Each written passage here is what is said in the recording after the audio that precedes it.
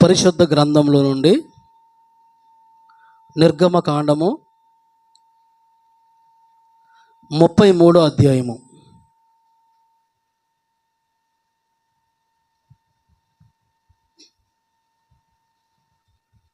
నిర్గమకాండము 33వ అధ్యాయము 3వ వాక్యం. మీరు లోబడనొల్లని ప్రజలు గనుక నేను మీతో కూడా రాను, త్రోవలో మిమ్మును సంహరించదనేమో అని మోషేతో చెప్పెను. చాలండి. ఇక్కడ జరిగిన సందర్భం ఏమిటంటే,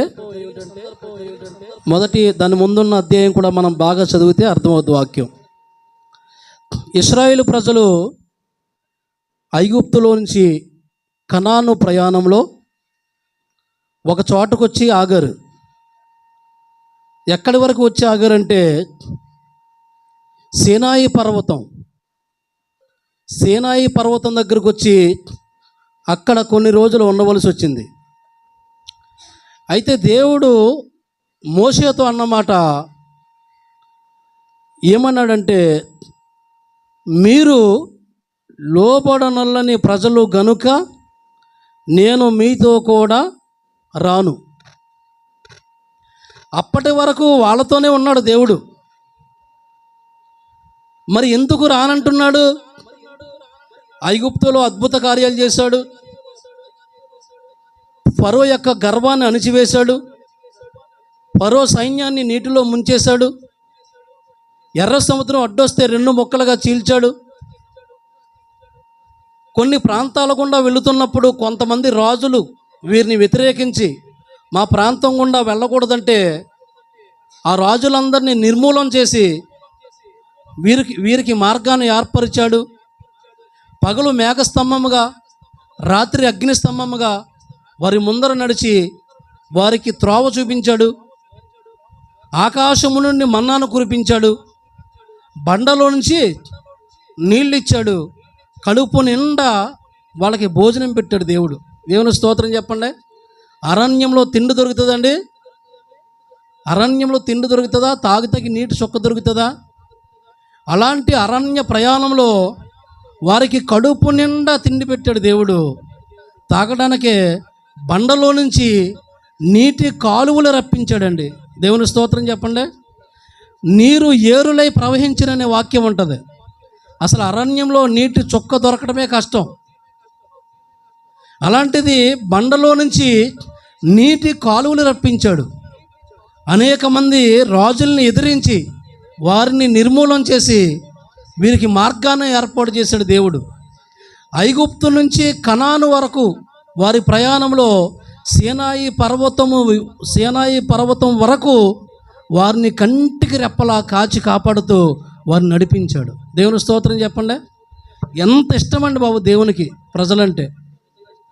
అలా కంటికి రెప్పలా కాచి కాపాడి వారు నడిపించారు.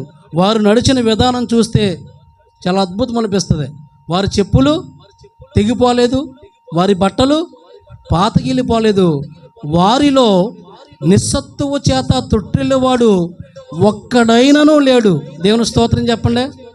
1 కిలోమీటర్ నడమంటే మనం ఆయాసపడిపోతూ ఉంటాం. ఎవరైనా నడుస్తున్నారు ఇప్పుడు? అలా నడిచే టెక్నాలజీ ఇప్పుడు ఉందా? లేదు. ఎక్కడికి వెళ్ళినా అలా సెల్ఫ్ కొడతాం, కాళ్ళతో కిక్కు కొడతాం కాదు, సెల్ఫ్ కొడతాం, వెంటనే వెళ్ళిపోతాం. కార్లు, విమానాలు నడిచేవాడు ఇప్పుడు ఎవడున్నాడో?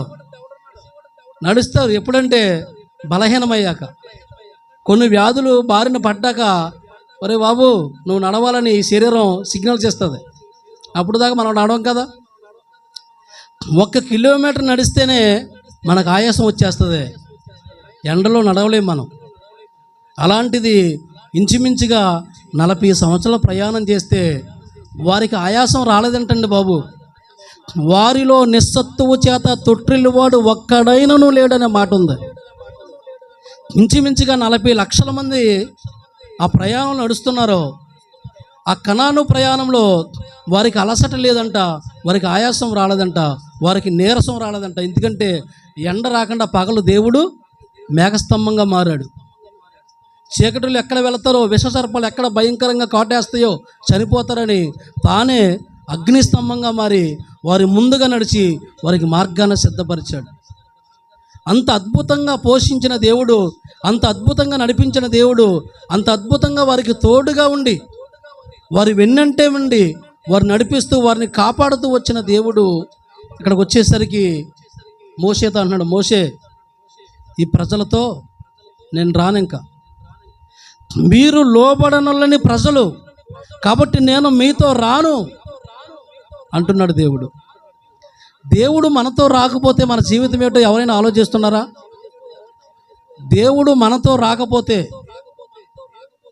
మన జీవితం ఏంటో మీరు ఎవరైనా ఆలోచిస్తారా? దేవుడు మనతో రాకపోతే ఏం జరుగుతుంది తెలుసండి? దేవుడు నీతో కానీ రాకపోతే ఇంటిలో నుంచి బయటికి వెళ్ళిన నీవు తిరిగి ఇంటికి రావు. మీ హృదయం అనే పలక మీద రాసుకోండి. దేవుడు అంటే ఏదో దేవుళ్ళే అనుకుంటూ ఉంటారు చాలామంది. ఆ దేవుడు అంటే ఏం చేస్తాడులే, ఆ దేవుడు అంటే ఏం చేయగలడు? దేవుడు నీతో రాకపోతే ఇంటిలోంచి బయటికి వెళ్ళిన నీవు తిరిగి ఇంటికి రాలేవు. అంత గొప్పవాడు దేవుడు. దేవుని స్తోత్రం చెప్పండి. ఇప్పుడు చెప్పండి, దేవుడు మనతో రావాలా, రావసరం లేదా?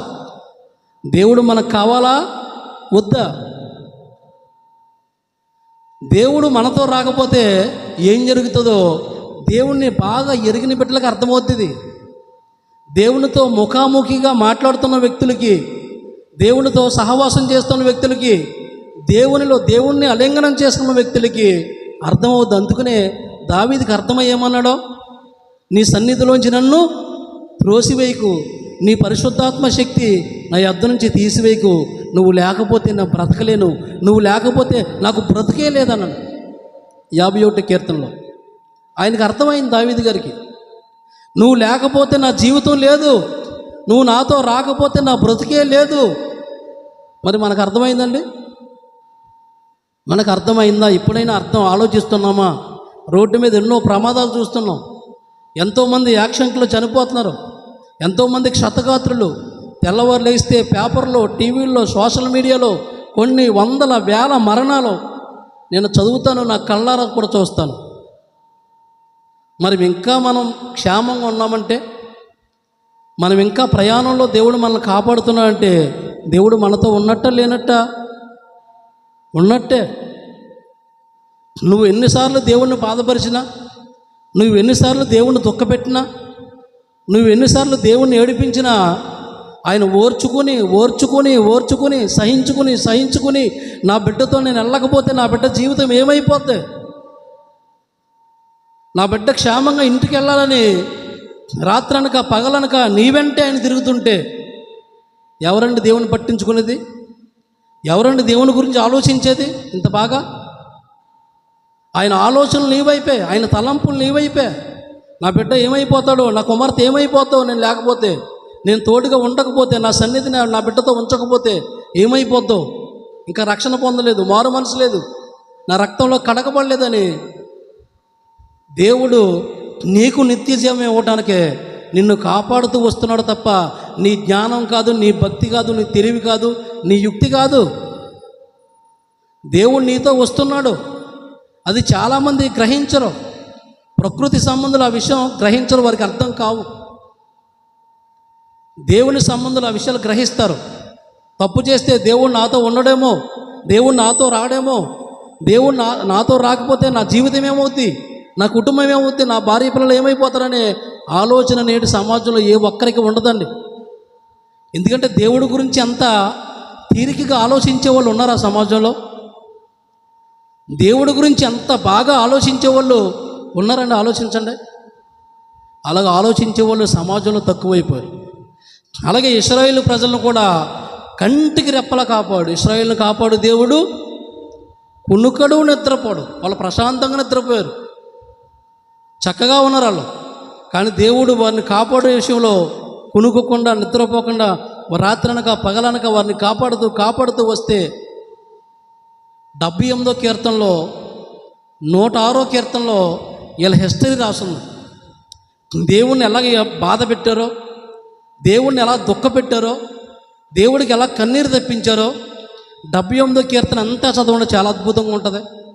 106వ కీర్తన ఇంటికి వెళ్ళిన తర్వాత బాగా చదవండి, చాలా అద్భుతమైన వాక్యాలు అవి.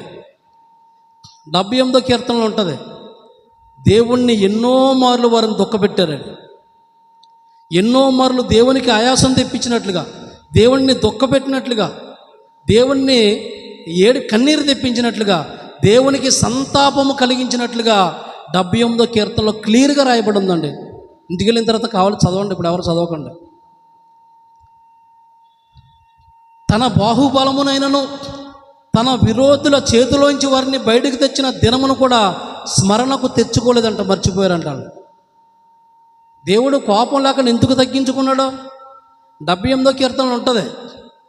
ఆయన తన ఉగ్రతను ఏమాత్రము రేపుకొనక పలుమార్లు తన కోపమును అణుచుకున్నాడంటండి బాబు. దేవుని స్తోత్రం చెప్పండి. ఎంత నచ్చిందో మాట నాకు. ఎంతగానో ఆయాసపరిచారు దేవుణ్ణి, ఎంతగానో దుఃఖపెట్టారు. అడవిలో, అరణ్యంలో దేవుని మీద ఎదురు తిరిగారు, దేవుని మీద పోరాటం చేశారు, మోసే మీద ఎదురు తిరిగారు, దేవుణ్ణి దుఃఖపెట్టారు. మాట మాటికి పరిశుద్ధ దేవునికి సంతాపము కలిగించారని వాక్యం ఉంది. మాట మాటికి పరిశుద్ధ దేవుణ్ణి దుఃఖపరచినట్లుగా వాక్యంలో ఉంది. కానీ ఆయన తన ఉగ్రతను ఏమాత్రము రేపు కొనక ఎన్నిసార్లు అండి, పలుమార్లు తన కోపాన్నే అణచుకున్నాడంటండి. నీ కోపాన్ని నువ్వు అణచుకోగలవా? భర్త ఏదైనా అంటే ఎగిరెగిరి పడిపోతూ ఉంటావు, అవునా? భార్య ఏదైనా అంటే ఎగిరెగిరి పడిపోతూ ఉంటావు. కొంతమంది ఉంటారు భర్తలో ఎగిరెగిరి తన్నుతారు, భార్యలు అందకో ఏటో నాకు తెలియదు. ఆలోచించండి. పలుమార్లు తన ఉగ్రతను రేపుకొనక, అప్పుడు అనుకున్నాను, నీ ఉగ్రతను ఒకసారి రేపుకుంటే ఎలాగవుద్దో చూపించు ప్రభు అనుకున్నాను. మొత్తం అంతా చూపించాడు బైబిల్లో నాకు. అమ్మ బాబోయ్ అనుకున్నాను నేను. మామూలు ఉగ్రత కదా, ఆయన ఉగ్రతను రేపుకొనక పలుమార్లు తన కోపాన్నే అణుచుకున్నాడంట. మరి ఆయన నమ్ముకుంటున్నా, నీవు కోపాన్ని అణుచుకుంటున్నావా? ఆలోచించండి. కోపము మానుము, ఆగ్రహము విడిచిపెట్టుము అని బైబిల్ చెప్తుంది. భర్త ఒక మాట అంటే తగ్గించుకునే భార్యలు లోకంలో కనపడుతున్నారా?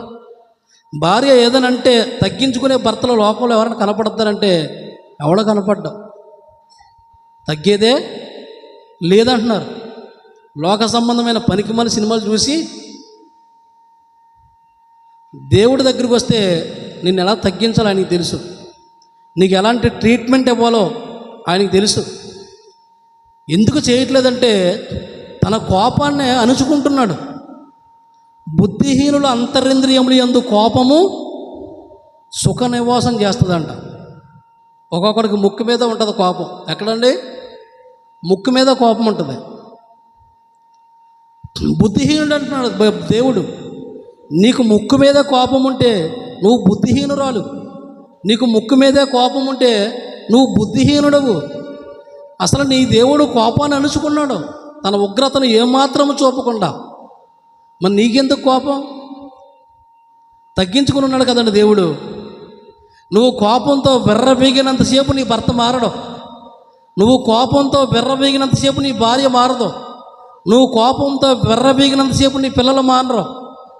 బైబిల్ అంటుంది, పౌలు అంటాడు, తండ్రులారా తల్లులారా మీ పిల్లలకు కోపము రేపక. అంత బాగుందన్నమాట. ప్రభువు యొక్క శిక్షలోను ఆయన బోధలోను పెంచండి. మా రాకేష్ ఏం పనులు చేస్తే నేను నన్ను తిట్టను, కోపడిను, ఆడి కోపం రేపను. ఎందుకంటే నాకు నేర్పిన వాక్యం ఇది. నా భార్య అయితే మామూలుగా తిట్టదండి,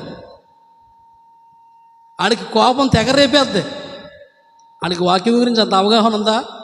యవనస్తులకు కోపం ఎక్కువ ఉంటుందా, లేకపోతే బాగా వయసు అయిపోయినకి కోపం ఎక్కువ ఉంటుంది? చెప్పండి.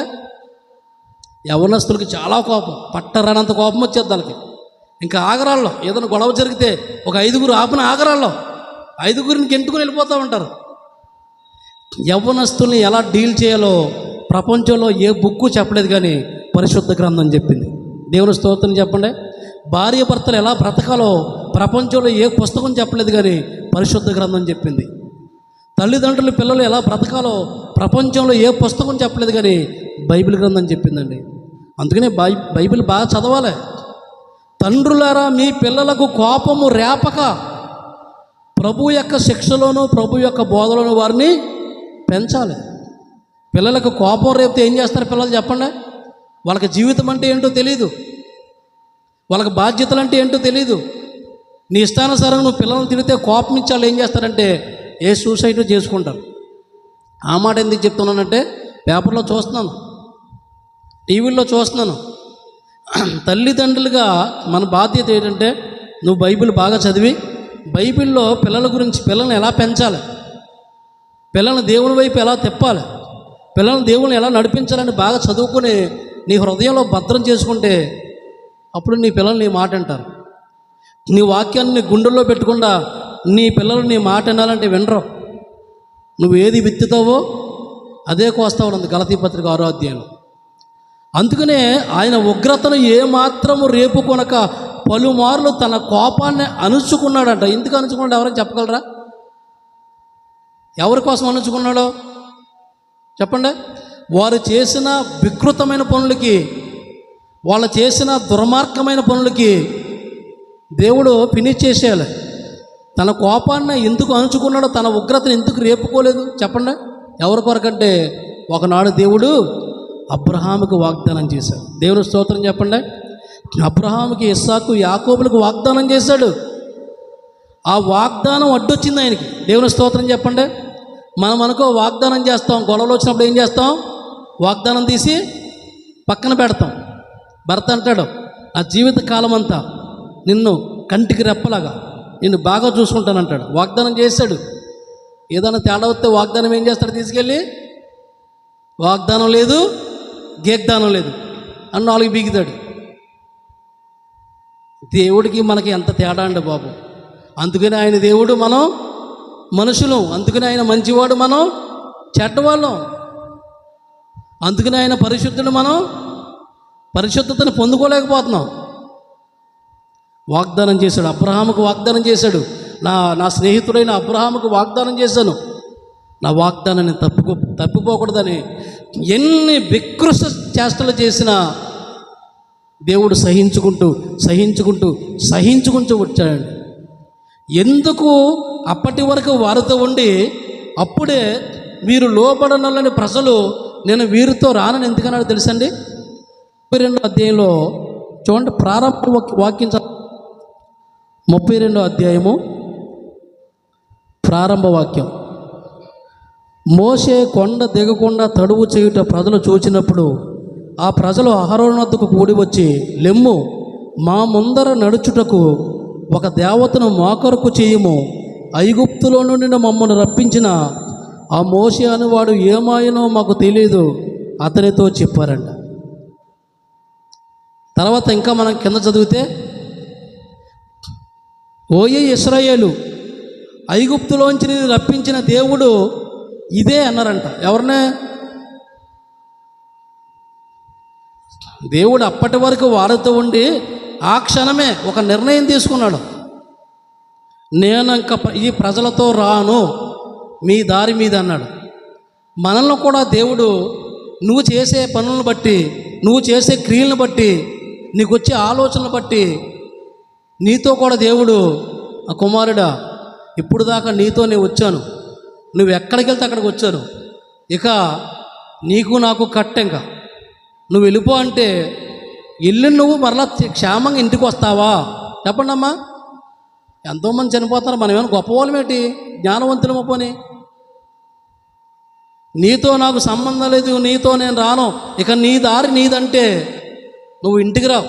నీ దారి ఏ దారి అవుద్ది అప్పుడు చెప్పండి? పక్కన ఉందే గోదావరి. బాగా ఆలోచించాలి మరి. దేవుడు అంటే మాటలు కాదు. ఇంకా మీరు దేవుడిని దుఃఖపెట్టినా, ఇంకా మీరు దేవుడిని ఆయాసపరిచినా, ఇంకా దేవుడికి మీరు కోపం తెప్పిస్తున్నా మీ వెంటే వస్తున్నాడండి బాబు. ఆయన ఎంత ప్రేమమయుడైనా, నువ్వు మర్చిపోయినా నిన్ను ఆయన మర్చిపోతలేదు. ఎందుకు ఆ ప్రేమ అంటే వాగ్దానం. దేవుని స్తోత్రం. నిన్ను మరచిపోయినా నన్ను మరచిపోలేవు, నిన్ను విడిచి వెళ్ళినా నన్ను వీడిపోలేవు. నిన్ను మరచిపోయినా నన్ను మరచిపోలేవు, నిన్ను విడిచి వెళ్ళినా నన్ను వీడిపోలేవు. ఎందుకింత ప్రేమ నాపై యేసయ్యా, ఎందుకింత ప్రేమ నాపై యేసయ్యా, ఎందుకింత ప్రేమ నాపై యేసయ్యా, ఎందుకింత ప్రేమ నాపై యేసయ్యా. ఏ రుణమో ఈ బంధము నా ప్రేమమూర్తి, తాళలేను నీ ప్రేమను. నేనంటే నీకెందుకు ఈ ప్రేమ, నన్ను మరచిపోవెందుకు.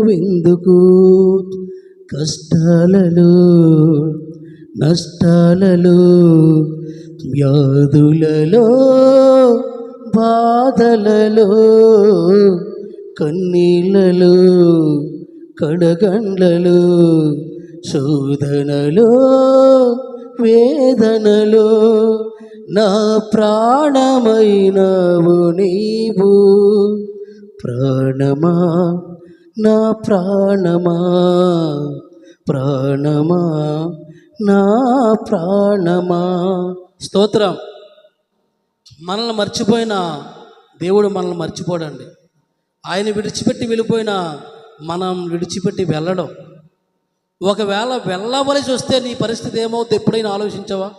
నీ జీవిత కాలంలో ఇశ్రాయేలు ప్రజల్ని అంత అద్భుతంగా నడిపిస్తే సీనాయి పర్వతం దగ్గరికి వచ్చినప్పుడు ఇశ్రాయేలు ప్రజలతో ఈ ప్రజలు లోబడనొల్లని ప్రజలు, ఎన్ని వాక్యాలు విన్నా లోపడరండి, ఎన్ని మాటలు విన్నా దేవునికి లోపడరండి, ఎన్ని రోజులు ప్రార్థనకు వచ్చినా దేవుడికి లోపడరండి, ఎన్ని రోజులు ప్రార్థనకు వచ్చినా దేవునికి కృతజ్ఞత కలిగి ఉండరండి. మనుషులు ఇంతేనండి బాబు, మనుషులు ఇంతే కఠినాత్ముల మనుషులు. రాతి గుండెను తొలగించుకుని మాంసపు హృదయాన్ని కలిగి ఉండాలని వాక్యం చెప్తుంది. అలాగే దేవుడు వారిని కాపాడితే సీనాయి పర్వతం దగ్గరికి వచ్చిన తర్వాత అక్కడ జరిగిన సంఘటన ఏంటంటే, సీనాయి పర్వతం మీద ఈ మోషే 40 రోజులు దేవునితో ఉన్నాడు. దేవుని స్తోత్రం చెప్పండి. అదంతా చదివిన తర్వాత ఎంత అద్భుతం అనిపించిందో. వీళ్ళందరూ పాలెంలో క్రింద ఉన్నారో ఆ సీనాయి పర్వతం దగ్గరికి వచ్చేటడికి మోషే దేవుని దగ్గర 40 రోజులు ఉన్నాడు. దేవుని స్తోత్రం చెప్పండి. 40 పగళ్ళు 40 రాత్రులు ఉపవాసం ఉండి దేవునితో మాట్లాడుతున్నాడు, దేవునితో సహవాసం కలిగి ఉన్నాడు. మిగతా వారందరూ క్రిందే ఉన్నారు. వీళ్ళెందుకు వెళ్ళలేదు సీనాయి పర్వతం మీదకే? ఎప్పుడైనా చదివినప్పుడు ఆలోచన వచ్చిందా మీకు? ఆ 40 లక్షల మందిలో సీనాయి పర్వతం మీదకే ఈ మోషే ఒక్కడే ఎందుకు వెళ్ళాడు? అంటే దేవుడు ఏమైనా శాడిస్టా? కొంతమందిని రాణిస్తాడా? మోషే సీనాయి పర్వతం దగ్గరికి వెళ్ళాడు. ఎందుకు వెళ్ళాడంటే సీనాయి పర్వతం మీదకి వెళ్ళి ఏమండి పరిశుద్ధతను మోషే సంపాదించుకున్నాడు. దేవుని స్తోత్రం చెప్పండి. ఒకసారి అంటాడు దేవుడు మోషేతో, మోషే ఈ సీనాయి పర్వతం చుట్టూ, ఈ సీనాయి పర్వతం చుట్టూ ఏ మనిషి ఉండకూడదు. ఒకవేళ ఈ సీనాయి పర్వతాన్ని ఎవడైనా టచ్ కానీ చేశాడా, ఏంటండి దాన్ని తాకాడా, ముట్టుకున్నాడా, వాడు చచ్చాడే అన్నాడు. దేవుని స్తోత్రం చెప్పండి. సీనాయి పర్వతాన్ని కానీ ఎవడైనా ముట్టుకుంటే వాడు చనిపోతాడు. ఎందుకంటే సీనాయి పర్వతం మీద ఎవరున్నారండి? దేవుడు ఉన్నాడు.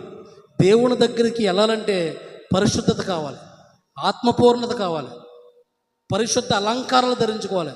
లోకంలో పాపంలో మన ఇష్టానుసారంగా తిరుగుతూ దేవుడి దగ్గరికి వెళ్తానంటే ఆ పాత నిబంధన గ్రంథంలో యెహోవా అనే దేవుడు చాలా నిష్ట కలిగి, చాలా పరిశుద్ధత కలిగి, నేను పరిశుద్ధుడును కనుక మీరును పరిశుద్ధులే ఉండండి, పరిశుద్ధులు ఎవరో నా యొద్దకు రండి అన్నాడు.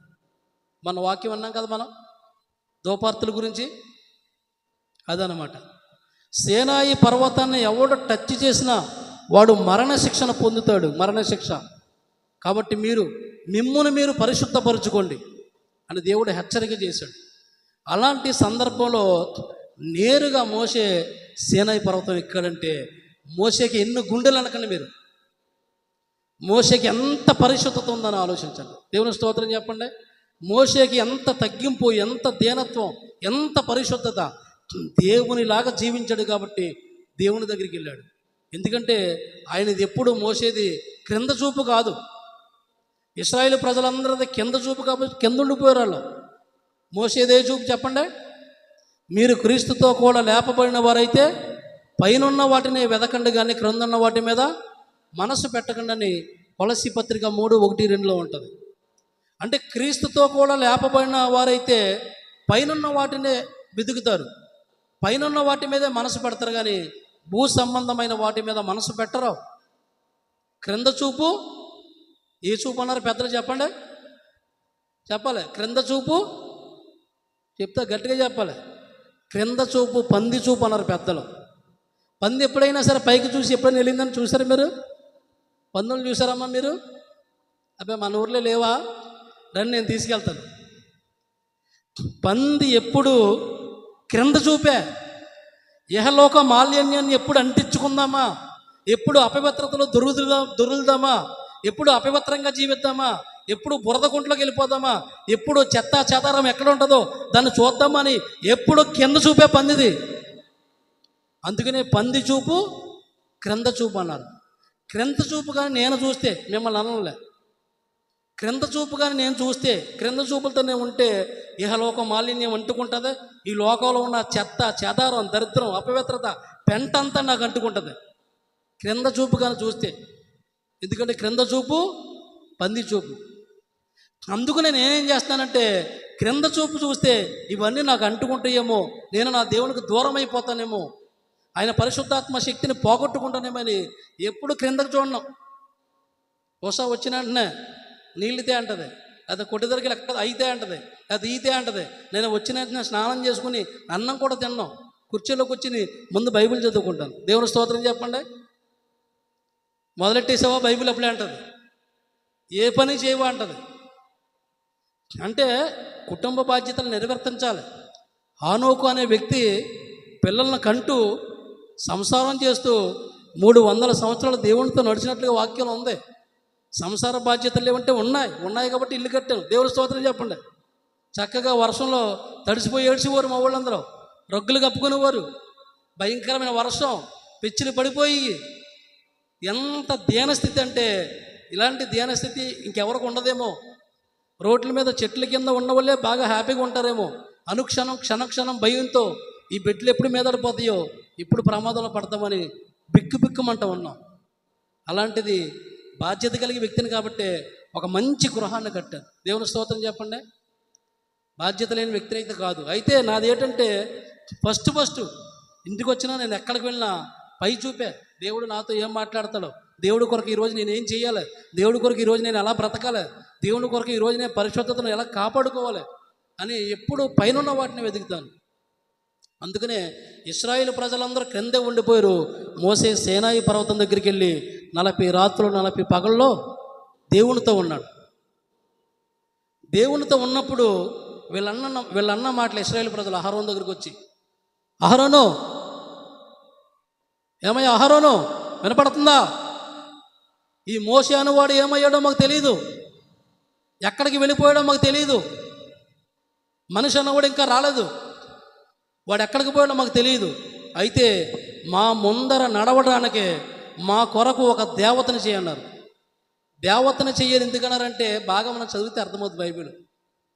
వీళ్ళకి పని పాట ఏం లేదు కదా, తినటం, త్రాగటం, పడుకోవటం, ఇహలోకమాలిని అంటించుకోవటం, వరసా వాయువు లేకుండా తిరగటం, వ్యభిచారం చేయడం, అదే వాళ్ళ పని. అందుకనే మా కొరకు నడవడానికే మా ముందర ఒక దేవతను చెయ్యి అని అహరోన్ని బలవంతం చేస్తే అహరోను వారి భార్యలకి వారి పిల్లలకు ఉన్న చెవు పోగులను తీసి ఆ బంగారాన్ని అగ్నిలో వేసి దాన్ని కరిగించి ఒక రూపంతో, దానికి ఒక పోగరుతో రూపం ఏర్పరిచాడు. ఆ రూపం ఎలాగైంది? దూడగా మారిపోయింది. బంగారపు దూడ అనమాట. ఆ బంగారపు దూడనే మా ముందర నడవడానికి చెయ్యి అన్నారు. అక్కడ చదివిన తర్వాత నాకు చాలా ఆలోచన వచ్చింది. ఇదేంట్రా, ఐగుప్తు నుంచి సేనాయి పర్వతం దాకా దేవుడే వాళ్ళ ముందు నడిచాడు. దేవుడు వాళ్ళ ముందు నడిచారని వారికి కూడా తెలుసు. ఎర్ర సముద్రం 2 ముక్కలుగా చీల్చాడు. ఫరో సైన్యాన్ని ఎర్ర సముద్రంలో ముంచేశాడు. గొప్ప గొప్ప కొమ్ములు తిరిగిన మహారాజులను కూడా దారిలో వారికి అడ్డు వస్తుంటే హతమార్చాడు. ఇన్ని గొప్ప కార్యాలు చేసిన దేవుడు ముందు నడిచాడు కదా అని తెలుసు వాళ్ళకి. కానీ ఇప్పుడు ఏమంటున్నారంటే, మా ముందు నడవడానికే ఒక దేవతను మా కొరకు చేయన్నాడు. చూసారా, వారిని దేవత నడిపించిందా? ఐగుప్తు నుంచి సేనాయి వరకు వారిని దూడ నడిపించిందా? వారిని దూడ కాపాడిందా? వారికి దూడ ఆహారం పెట్టిందా? వారికి త్రాగడానికి దూడ నీళ్ళు ఇచ్చిందా? ఎవరు చెప్పండి. అప్పటి వరకు దేవుడే వాళ్ళ ముందు నడిచినట్టుగా వాక్యం ఉంది. ద్వితీయోపదేశంలో ఉంటుంది, నీ దేవుడైన యెహోవా నీకు ముందర నడుస్తాడు, నువ్వు భయపడకో, జడియకో, దిగులు పడకో. నీ దేవుడైన యెహోవా నీ ముందర నడుస్తాడు. నీ దేవుడైన యెహోవా దహించు అగ్ని వలె నీ ముందు నడుస్తున్నాడు. నువ్వెవరికే భయపడకో, నువ్వెవరికే జడవవసరం లేదు. ముందు నడిచేవాడిని నేనే, దహించేస్తాను ఎవరైనా మీకు అడ్డం వస్తే అని. ఆయనే ముందు నడిచినట్లుగా ఎన్నో వాక్యాలు ఉన్నాయండి. కానీ వీళ్ళు ఏమన్నారంటే, మాకు ముందు నడవడానికే ఒక దేవతను చేయన్నారు. అహరోన్ చేశాడు. దేవతను ఎందుకు చేయమన్నారంటే, ఊరేగింపుకి వెళ్ళటానికి దేవతను పెట్టుకుని, ఆ దూడను పెట్టుకుని ఊరేగింపుకి వెళ్ళి ఆ దూడ వెనకాల గంతులు, చిందులు, ఏమండి హాస్యాస్పదమైన విషయాలు, త్రాగటాలు, అలర్దుకున్న ఆటపాటలు, ఇవి కావాలనుకున్నారు వాళ్ళు.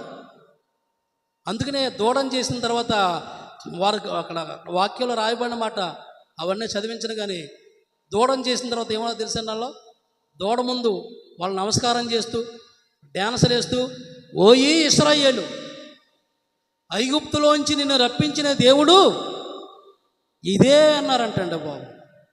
నిజంగా ఆ వాక్యం చదివితే కళ్ళంటే నీళ్ళు తిరిగింది నాకు. ఐగుప్తులో, ఓయి ఇశ్రాయేలు, ఐగుప్తులోంచి నిన్ను రప్పించిన దేవుడు ఇదే. ఇదే ఏది చెప్పండి. అందుకనే కీర్తన గ్రంథంలో ఉంటుంది, దేవుని యొక్క మహిమాస్పదమును గడ్డి మేయు ఎద్దు రూపమునకు వారు మార్చేశారు. సరే, ఎంత బాధాకరమైన విషయం అది.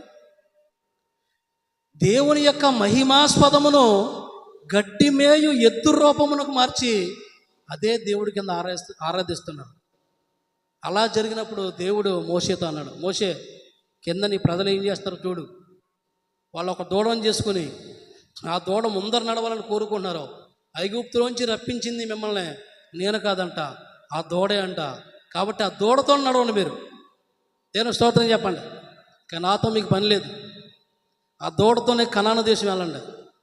ఆ దూడతో వెళ్తే వాళ్ళకి ఏం మిగులుతుంది? లాస్ట్కి పేడే మిగులుతుంది. ఏం మిగులుతుంది? వాళ్ళ దూడనే, పేడనే కావాలనుకుంటున్నారు. తమ మహిమాస్పదమును గడ్డి మేయ ఎద్దు రూపమునకు మార్చిన మాట చదవగానే నా కళ్ళంట నీళ్ళు వచ్చినాయండి. ఎన్ని అద్భుతాలు చేశాడు, ఎన్ని ఆశ్చర్యకార్యాలు చేశాడు, ఎంతమంది రాజులను ఎదిరించాడు. మర్చిపోరండి వాళ్ళు. అందుకనే అంటాడు, ఐగుప్తులో అద్భుత కార్యములు, హాము దేశములో ఆశ్చర్య కార్యములు, ఎర్ర సముద్రమునంత భయము పుట్టించు క్రియలను చేసిన తమ రక్షకుడైన దేవుణ్ణి వారు మరచిపోయిరని ఉందండి. మళ్ళా చెప్పనా మాట, ఐగుప్తులో అద్భుత కార్యములు, హాము దేశములో ఆశ్చర్య కార్యములు, ఎర్ర సముద్రమునొద్ద భయము పుట్టించు క్రియలను చేసిన తమ రక్షకుడైన దేవుణ్ణి వారు మరచిపోయారని ఉంది. ఎంత బాధాకరం ఆలోచించండి. అందుకనే దేవుడు అన్నాడు, ఈ ప్రజలతో నేను రాను, వారి లోబడనొల్లని ప్రజలు, వారి చేష్టలు సహించాను, ఇంకా వారిని అరణ్యంలో సంహరిస్తానేమో. నా కుమారుడికి, నా స్నేహితుడైన అబ్రహాముకి చేసిన వాగ్దానం పక్కకి వెళ్ళిపోతేమో. నేను రాను మోషే, మీరు వెళ్ళండి అన్నాడు. ఈరోజు నేను చెప్తున్న మాట ఏమిటంటే, నీకు దూడ కావాలా, దేవుడు కావాలా? చెప్పండి. లేకపోతే మీకు దేవుడు కావాలా, పేడ కావాలా? చెప్పండి. మీకు నవ్వుతకి మాటలు చెప్తున్నాను కానీ వాళ్ళు దూడనే కోరుకున్నారండి. అందుకనే రోమాపత్రికలో పౌలు అంటాడు, వారు అక్షయుడకు దేవుని మహిమను క్షయమగు మనుషుల యొక్కయు పక్షుల యొక్కయు పురుగుల యొక్కయు చతుష్పాద జంతువుల యొక్కయు ప్రతిమా స్వరూపులుగా మార్చివేసిరి. వారు సత్యమును అసత్యమునకు మార్చి సృష్టికర్తకు బదులుగా సృష్టమును సేవించరన్న మాట ఇశ్రాయేలు ప్రజల గురించి చెప్పాడు పౌలు గారు. దేవుడు మహిమండే, ఆయన అక్షయుడు, క్షయము కానివాడు, శాశ్వతమైన వాడు, శాశ్వత కాలం ఉండేవాడు, మరణము లేనివాడు, మొదటివాడు, కడపటివాడు. అలాంటి దేవుణ్ణి ఈ లోకంలో ఏ వస్తువుల్లో చూడలేం. ప్రతి వస్తువుల్లో దేవుడు ఉన్నాడు అంటారు చాలామంది తెలియక. చెప్పిన వాళ్ళకి అర్థం కాదు. దేవుడు అంటే అక్షయుడు, శాశ్వత కాలం ఉండేవాడు. దేవుడు అంటే నశించని వాడు. అలాంటి నశించిన వాడు ఒక వస్తువులో, ఒక పక్షిలో, ఒక జంతువులో, ఒక పురుగులో ఎందుకుంటాడు చెప్పండి? నాశనం అయిపోతాయి, చచ్చిపోతాయి. చచ్చిపోయే దాంట్లో దేవుడు ఉంటే ఇంకా ఆయన గొప్పతనమే ఉంది. మరణము లేనివాడు, మరణాన్ని జయించి తిరిగి లేచినవాడు, శాశ్వత కాలం ఉండేవాడు, పురాతన కాలం మొదలుకొని తరతరముల వరకు ఉండేవాడు దేవుడు. ఆది అంతము ఆయనే. అలాంటి దేవుణ్ణి వారు దూడలో చూస్తున్నారంటండి. అలాంటి మహిమాన్వితుణ్ణి వారు దూడలో, ఒక పశువులో చూస్తూ నీచాతి నీచంగా దేవునికి వ్యతిరేకంగా జీవించారు. వాళ్ళు ఎంత దుర్మార్గులంటే, మోషే వచ్చిన తర్వాత క్రిందకే మోషే అహరోనుతో అంటారు, అహరోను ఎందుకు చేసే పని అంటాడు. అహరోను ఎందుకు చేశాడు చెప్పండి ఆ పని మీరు? అహరోను ప్రవక్త కదా, మోషేకి సహాయకుడికి వెళ్ళాడు కదా. ఐగుప్తు దేశంలో అద్భుతాలు అహరోను కూడా చేశాడు. బైబిల్ బాగా చదువుతాం, నాకు అర్థమవుద్ది. మోషే ఒక్కడే చేయలేదు, అహరోనుతో కూడా చేయించాడు దేవుడు. వాళ్ళిద్దరూ చేశారు. అలాంటిది అహరోను అభిషేకం పొందిన వ్యక్తే, దేవుని సేవకుడే. అలాంటిది వాళ్ళు చేయమంటే అహరోను ఎందుకు చేశాడు చెప్పండి? ఎవరైనా ఒక మాట చెప్పండి, వాక్యం ముగించేస్తాను నేను. వారు బలవంతం చేయడం ద్వారా చేశాడు, కరెక్టే. కానీ అహరోను ఎందుకు చేశాడు తెలుసండి? అహరోను ప్రాణాన్ని కాపాడుకోవడానికి చేశాడు, తన ప్రాణాన్నే దక్కించుకోవడానికి చేశాడు.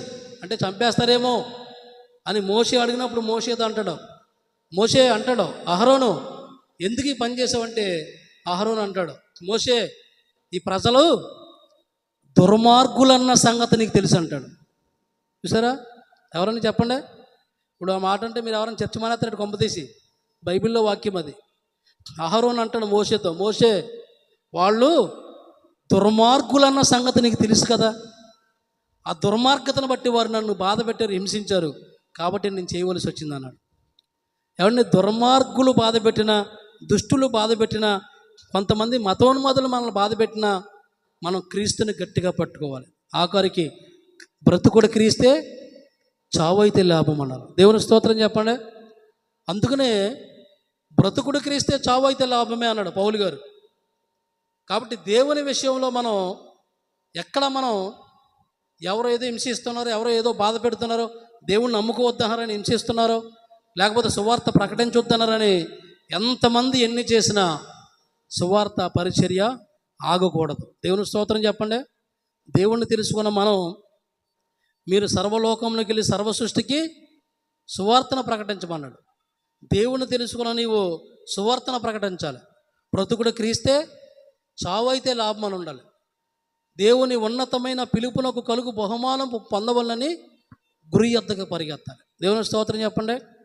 అందుకనే దేవుడు ఒక్కసారి ఈరోజే నీతో స్పష్టంగా మాట్లాడితే, ఇక నేను నీతో రాను నా కుమార్తె, నా కుమారుడా, ఎప్పటి వరకు నువ్వు పుట్టిన కాన్నుంచి ఎప్పటి వరకు నీతోనే వచ్చాను, నీతోనే నడిచాను.